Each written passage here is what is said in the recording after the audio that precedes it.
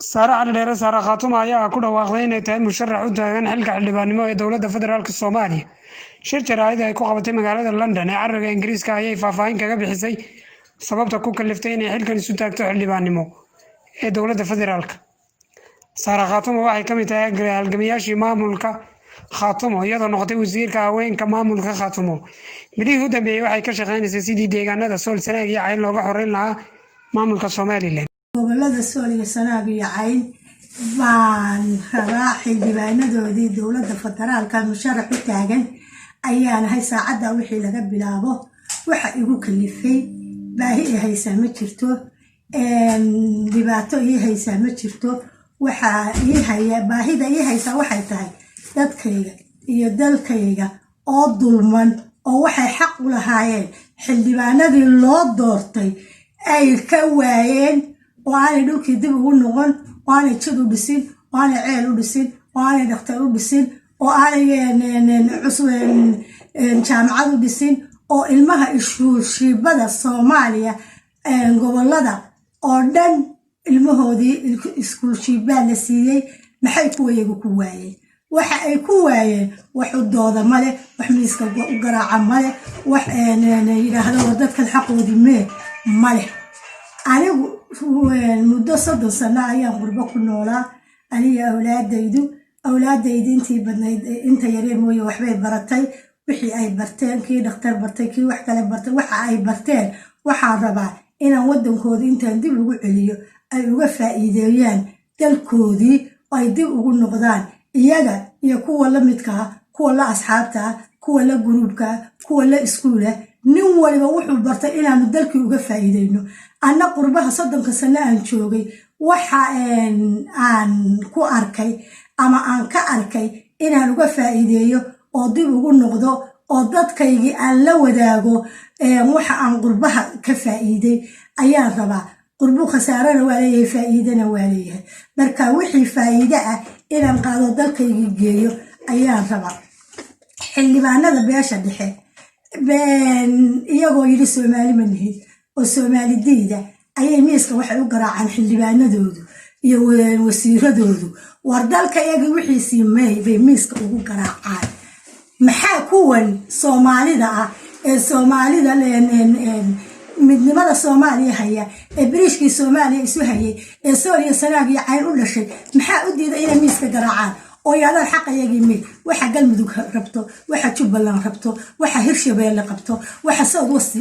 وح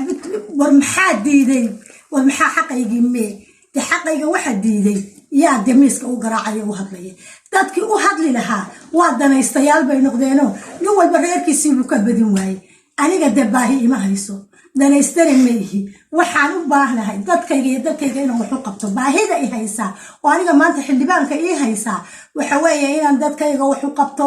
oo aan xaqoodii raadiyo oo aan miiska u garaaco oo aan la xisaabtaman kan jooga iyo ka maqan iyo ka iman doona aan leeyahay war xuquuq miyaan dalkan goboladan u dhashay lahayn war iyaga Soomaaliya war iyaga bariishkii Soomaaliya isu hayay war iyaga Soomaaliya kala goodo diiday war iyaga wax walba oo qof doonayo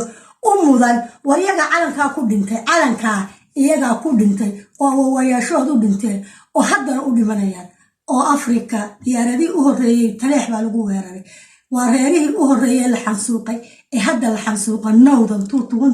2020 waa la xasuuqa beesha dhaxa xasuuqda lama yiraahdo ilaa dawladda hadda joogta iyo tii horeba waxay u dhaaratay inay wadanka ilaa raas Kambooni ilaa raas Casayr ay madax ka yihiin madaxdaasu waxaan hadda ii muuqata dadkii dalka duminayay ee kala goynayay madax u salaaxaysa kuwii danta dadka aan dan lahayn ee dantoodii ka hormariyay tii Soomaalinimada oo Soomaali ah oo ku dhintay oo u taagan oo u qaday oo loo dilay oo dhibaato inta bini'aadan ku dhacda ay ku dhacday war wax la hayo iyo wax la haybinaya midna ma jirto xildhibaanadii iyo wasiiradii joogay bareen ma tagin oo hadaaftima ma tagin oo xudu ma tagin oo buuhood ma tagin oo laascaanood ma tagin oo cergaabo ma tagin oo arboogays ma tegin waryaa dadkii idin soo doortay dhulkii ay joogeen baahiday qabeen war maxaa dhintay waryaa dilay war maxaa baahidii dadkaasu maye maalin walba dadka waa la laayaa waxaa laayaa beeshaa dhexe nin wasiiroo ka hadlaya maarag oo nin xildhibaanoo ka hadlaya maarag oo nin le war dadkan maxaa loo laayay war maxay ku dhinteen war dadka yagii maye war maxaa dhacay war sidee wax u jiraan war dadkanu cidna uma badna ceello uma qadno miyaa war dadkan miyaanay soomaali ahayn war miyaanay midnimadii soomaaliya u dhimanay war maxaa lagu dilayaa war wax ka hadlaya maanu arag anigu waan soo socdaa wadankii baan ku soo socdaa xamar baan imanaya sool iyo sanaag iyo cayn baan tegayaa halkan asxaabtaydii london waa meesha dowladda lagu dhiso waa meesha adduunka laga taakuleeyo waa meesha madaxda lagu soo dhaweeyo waa meesha dee labeentii london ay joogto asxaabtaydii waxay iisii dhigayaan xafladii xildhibaaninimada ayaa lay dhigayaa xafladdaa markii lay dhimo oo hawshaydu london ka soo dhammaato oo aan soo tabaabulshadayso biidnillaahi jibbaan xamar baan imanaya kabacdi goboladaydii baan tegayaa dadkaygii baan la shirayaa maatadaydii baan u tegayaa geed walba oo dadkaygu joogaan waan fadhiisanayaa markaa gabdhaha guuta koowaad